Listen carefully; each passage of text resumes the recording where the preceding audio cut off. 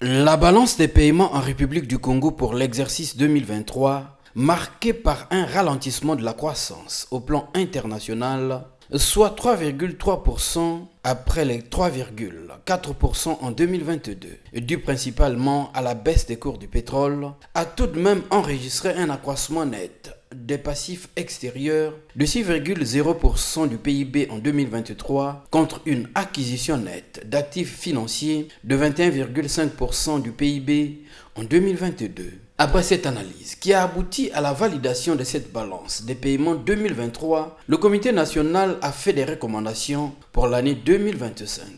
Le comité encourage le gouvernement à poursuivre la mise en œuvre du plan national de développement PND 2022-2026 et à multiplier les stratégies visant à développer les substitutions aux importations. De même, le comité invite le gouvernement à soutenir les actions visant à développer des synergies entre les pays de la zone CEMAC afin de consolider les échanges commerciaux intra-zones estimés à environ 1% du commerce extérieur pour limiter la pression sur les réserves d'échange communautaires. Enfin, le Comité national de la balance des paiements s'est réjoui des efforts déployés par la BEAC, la DGMRFE et les autres administrations impliquées, ainsi que les différentes entités déclarantes dans la production des différentes statistiques.